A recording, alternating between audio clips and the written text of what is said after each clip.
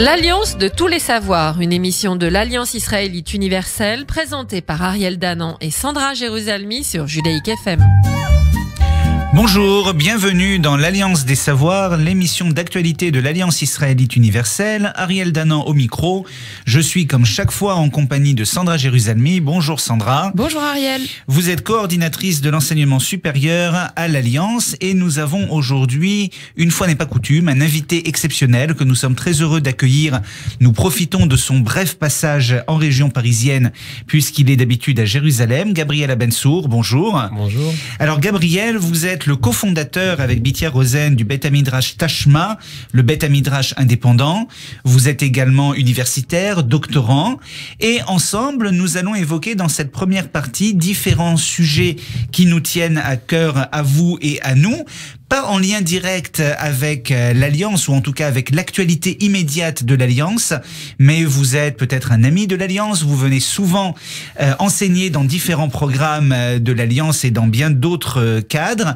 Nous le verrons en deuxième partie, mais nous avions en fait envie de profiter de ces quelques minutes avec vous pour réfléchir ensemble à différentes questions qui nous paraissent importantes aujourd'hui, pour nous à l'Alliance, pour la communauté juive française, pour les juifs dans leur globalité finalement. Alors nous voulions vous poser une question extrêmement générale sur les grands défis du judaïsme aujourd'hui à travers le monde. Comme l'émission n'y suffira pas, nous n'allons aborder que quelques thèmes. Et l'un des premiers thèmes, parce que nous sommes à la veille des élections israéliennes, alors est-ce que ce seront les élections législatives avant quelques années, ou bien allons-nous remettre cela dans quelques mois, dans 3 mois, si aucun consensus n'est arrivé. Mais je voulais voir avec vous quel était votre regard finalement sur ces élections israéliennes et plus spécifiquement sur finalement une question plus large qui est la place de la religion au sein de l'État, et pour ce qui concerne ces élections, à la fois la présence de partis qui se définissent comme religieux, qui n'ont finalement comme d'autres programmes que des objectifs religieux, spirituels, même si beaucoup de politique y est mêlée. Et finalement, comment vous, en tant que jeune intellectuel juif d'origine française, vivant en Israël depuis de nombreuses années, vous analysiez cette période assez bizarre finalement? Alors, merci pour la question. Je pense que dans une large mesure, si on parle des défis de la société israélienne aujourd'hui, c'est également les défis du peuple juif en général, puisque le peuple juif et la société israélienne, à mes yeux, se portent très bien. C'est-à-dire que, a priori, tout va bien, il n'y a pas de menace extérieure imminente, la situation socio-économique est plutôt bonne, etc.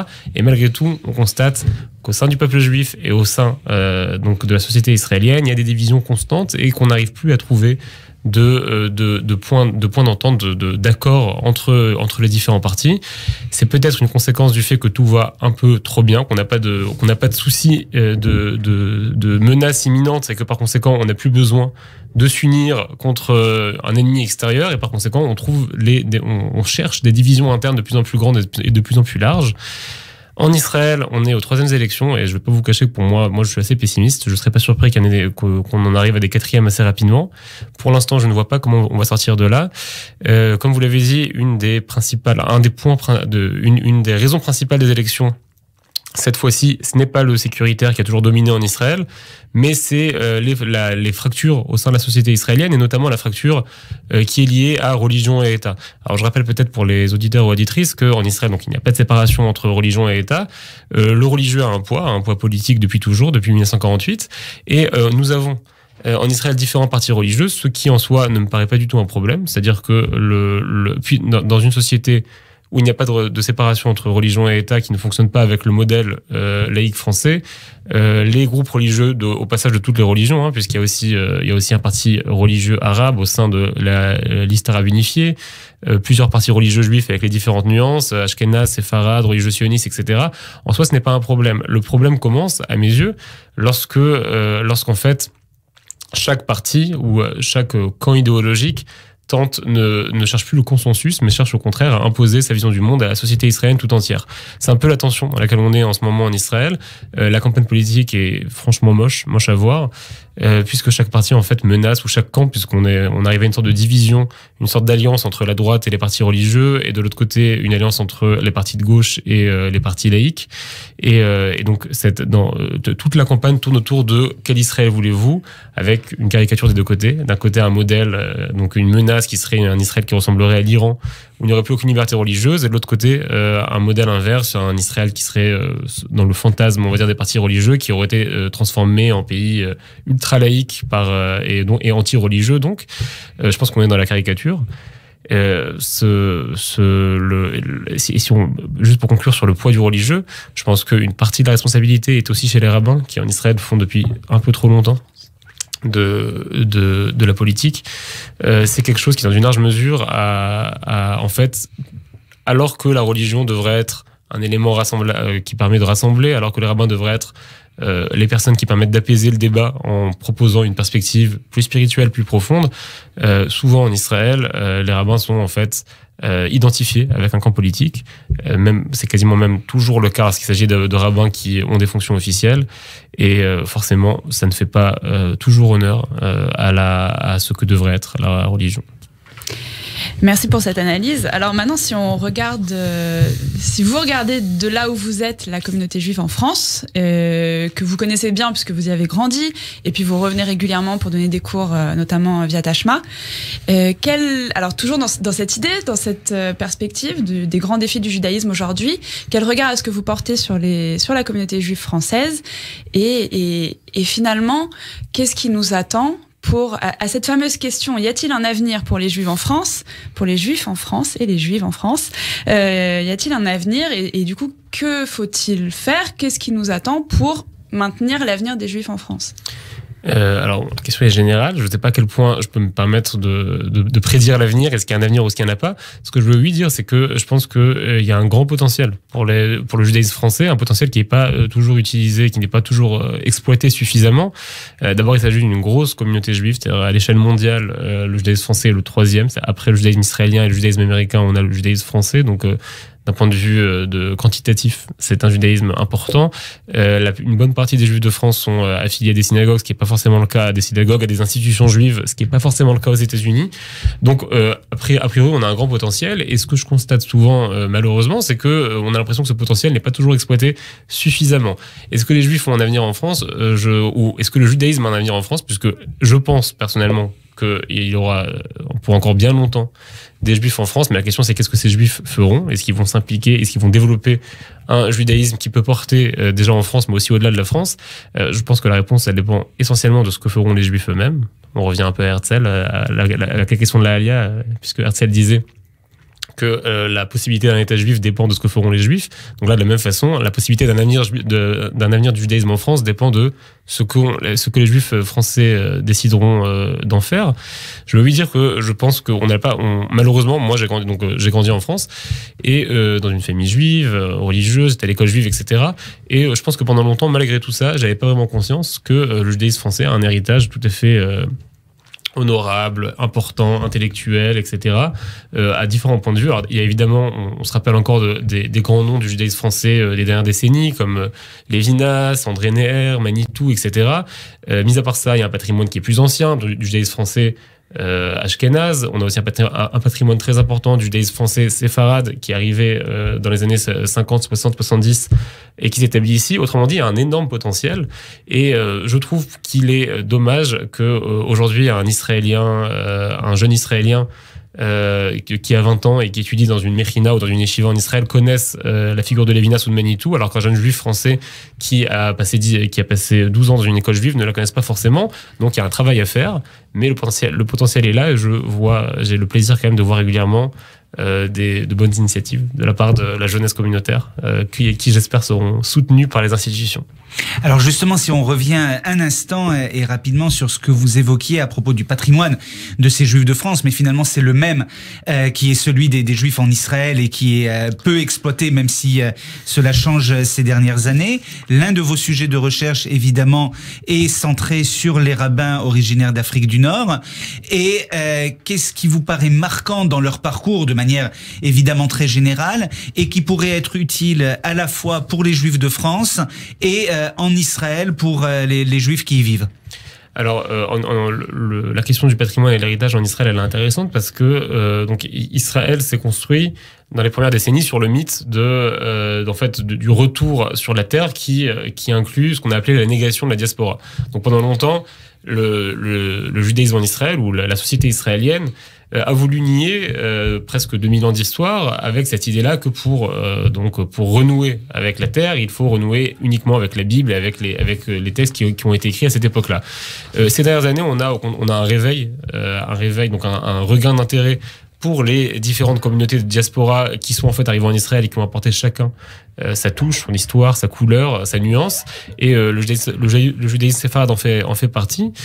À mes yeux, l'intérêt principal donc de l'étude des textes des rabbins séfarades des derniers siècles, je parle pas de Maïmonide de l'époque médiévale, qui sont passionnants mais qui sont un peu mieux connus, c'est que, mis à part l'aspect, je pense qu'on se construit mieux lorsqu'on est conscient de où on vient et on sait mieux vers où on veut aller, mais il y a une richesse dans ces textes-là qu'on ne trouve plus dans le judaïsme contemporain. Un des éléments, donc je vais parler par exemple de la halacha, une bonne partie des rabbins séfarades étaient des poskim, des décisionnaires importants, et leur approche de la halacha par exemple était une approche à la fois très sérieuse, très responsable, capable de trouver des solutions et des réponses à des problèmes qui nous travaillent jusqu'à aujourd'hui. Je pense souvent, par exemple, à des problèmes qui sont encore, pour citer des problèmes actuels, les problèmes du guet qu'on entend encore jusqu'à aujourd'hui. Il y a une histoire en ce moment en France, etc. Il y avait des propositions faites par les rabbins algériens, par les rabbins marocains, par les rabbins ottomans, pour résoudre ces problèmes-là, des solutions qui, si elles étaient appliquées aujourd'hui, pourraient régler le problème du guet. Il y avait une approche qui, en général, était une approche qui n'était pas anti-modernité, sans être non plus une approche purement progressiste, mais en fait une approche constructive qui consiste à dire il y a des bonnes choses à prendre à chaque époque, il y a des choses qu'on peut apprendre de chaque société et aussi des choses qu'on peut apporter à ces sociétés-là. Et par conséquent, une approche constructive qui nous a laissé une littérature rabbinique extrêmement riche, variée. Je vais aussi juste rajouter, donc on va parler de la halakha, on peut parler de la Kabbalah évidemment qui était importante en Afrique du Nord, mais je vais aussi parler de la poésie, on n'en parle pas assez. Je trouve ça vachement intéressant. C'est une bonne partie des rabbins nord-africains, et ça remonte vraiment à l'âge d'or espagnol jusqu'à nos jours, jusqu'au XXe siècle, ont écrit de la poésie, et ce n'est pas rien, puisque je pense que c'est quelque chose qu'on n'est pas habitué aujourd'hui à voir un rabbin écrire de la poésie, donc de la poésie hébraïque.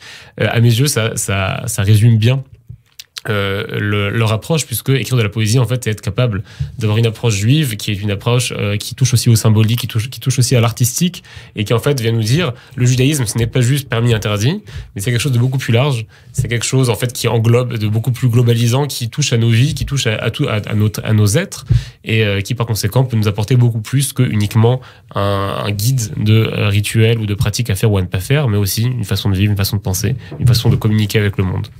Merci beaucoup Gabriel Abensour, et nous nous retrouvons dans une deuxième partie dans un instant. Bonjour à tous, bienvenue dans cette deuxième partie de l'Alliance des Savoirs. Sandra Jérusalemi au micro en compagnie d'Ariel Danan et notre invité aujourd'hui pour cette deuxième partie, Gabriel Abensour. Gabriel Abensour qui a donc, alors en première partie, nous parlé des grands défis du judaïsme aujourd'hui, à la fois en Israël, en France, et puis l'héritage des rabbins nord-africains.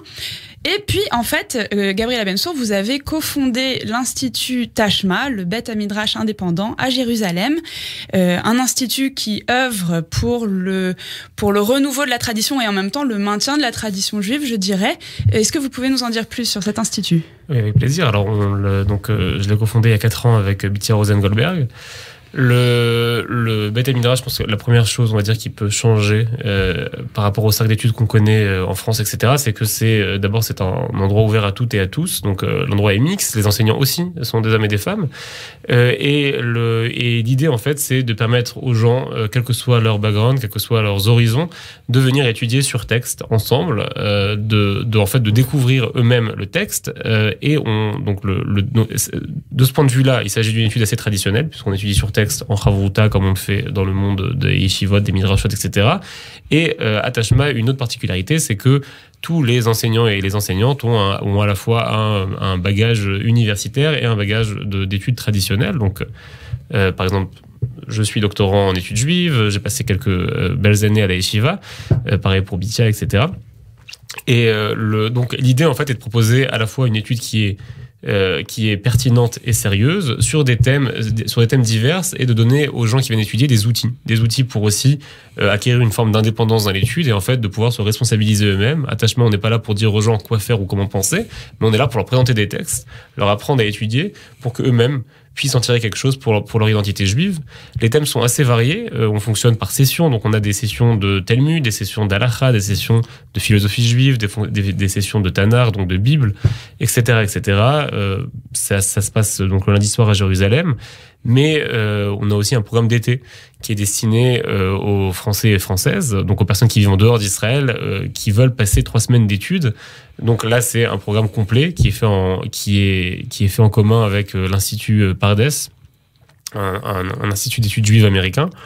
Et ce programme d'été, en fait, est ouvert donc à toutes les personnes à partir de 19 à 99 ans. L'idée est de permettre aux gens de passer 3 semaines et de se plonger dans les textes. Donc beaucoup de gens nous disent qu'ils n'ont jamais eu l'occasion de le faire, ou qu'ils ne l'ont pas fait depuis longtemps, ou que c'est quelque chose ils ont toujours voulu découvrir le Talmud, approfondir leurs connaissances en philosophie juive, etc. Donc c'est l'occasion de le faire, c'est 3 semaines, et ça se passe en début du 5 juillet au 23 juillet. Alors, donnez-nous quand même un peu plus de détails, à la fois sur les programmes tout au long de l'année. Quelles ont été, par exemple, les thématiques qui ont été choisies pour cette année ? Alors, par exemple, sur cette année, on avait commencé avec une session que j'ai moi-même dirigée, une session de Talmud. On a étudié le traité Sanhedrin, et en fait, on s'intéressait aux questions qui touchent au pouvoir. Donc, je pense que c'est dans l'air du temps, tant en France qu'en Israël, ou en général dans le monde. Le pouvoir en général, qui mérite le pouvoir, à qui appartient le pouvoir, quel est le rôle du peuple et des élites, faut-il des élites, etc. Toutes ces questions-là, en fait, qui sont traitées déjà par le Talmud, qui nous propose des réflexions qui, d'un côté, remontent à plusieurs siècles, et d'un autre côté, en fait, n'ont rien perdu en pertinence et sont autant de fenêtres de réflexion sur nos vies à nous. C'était suivi par une session dirigée par Noémie Ben-Shimol dans la Bible, sur le vœu et la parole dans la Bible. Autre sujet, toujours d'actualité, la parole, dans quelle mesure l'engagement, que signifie s'engager d'abord, que signifie s'engager, que signifie trahir sa parole, tout ce thème-là de façon assez large. En ce moment, il y a Inoun Vigoda, qui est enseignant à l'Université hébraïque de Jérusalem en philosophie, qui dirige une session sur la pensée juive après la Shoah. Donc on étudie des penseurs comme Lévinas et comme Yankelevitch et d'autres, qui se sont tous posés en fait la question de qu'est-ce que être juif après la Shoah. Donc l'occasion de redécouvrir des textes qui ont pour une bonne partie été écrits par des penseurs juifs français, mais qui ne sont pas forcément connus ou étudiés par le grand public. Et on finira avec une session dirigée par Bittia Rosen-Goldberg sur en fait Halakha et modernité, comment vivre à la fois une pratique halakhique, on va dire traditionnelle, et sans se couper de notre façon de penser moderne, etc. Elle va notamment toucher aux questions d'égalité entre hommes et femmes et d'autres sujets comme ceci. Alors ce programme d'été et puis vos cycles pendant l'année se passent à Jérusalem, mais vous visez un public francophone, et notamment un public francophone également de Français. Et vous revenez également régulièrement en France, vous et les autres enseignants de Tashma, pour donner des cours. Alors pourquoi ce lien si fort avec la France ? Alors dans une large mesure, je pense que Tashma est en fait né de ce que Bittia et moi-même aurions voulu avoir lorsqu'on avait 20 ans, lorsqu'on a fini l'école juive en France, ce qu'on cherchait et ce qu'on n'avait pas. Et donc on a trouvé, notamment en Israël, des cercles d'études, des enseignements, etc., qui nous ont, on va dire, nourris spirituellement, et qui ont agrandi nos horizons. Et un jour, on s'est dit qu'on voulait faire la même chose, en fait, pour les juifs et juives français. C'est une façon de rendre ce qu'on aurait voulu avoir, de partager. C'est comme ça que Tashma est né. Et effectivement, on vient régulièrement en France parce que pour nous, ce lien est important.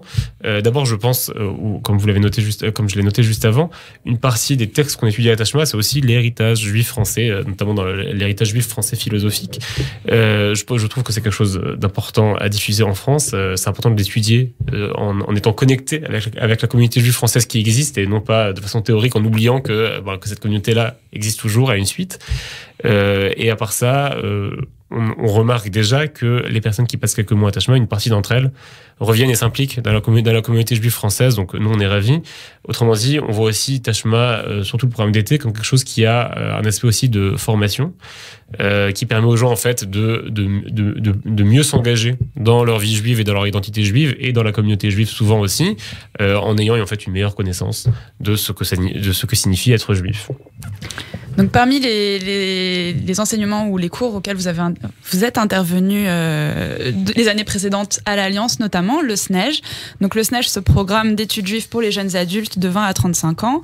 En ce moment, le SNEJ reçoit le rabbin Michael Azoulay pour un cours sur éthique du judaïsme, où on traite notamment des deux questions très sensibles, donc de la question de la PMA, la procréation médicalement assistée, et l'euthanasie, et qu'est-ce qu'en dit le Talmud.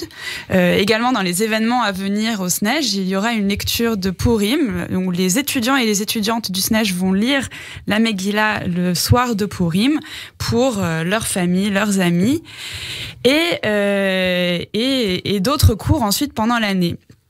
Et donc, vous êtes intervenu au SNEJ. C'est un groupe peut-être que vous avez reconnu. Ça a été une expérience particulière. Quel retour vous avez eu là-dessus ? Pour moi, le SNEJ, c'est un peu, on va dire, une sorte de collaborateur naturel avec Tashma, parce que dans une large mesure, ça ressemble à ce qu'on veut faire à Tashma, à savoir un groupe de personnes qui viennent d'horizons différents, qui veut étudier de façon sérieuse et qui vont entendre plusieurs voix. Je pense qu'il y a aussi l'aspect polyphonique. On n'est pas là pour entendre la voix du judaïsme avec un grand L, mais pour entendre les voix du judaïsme, puisqu'on en a plusieurs.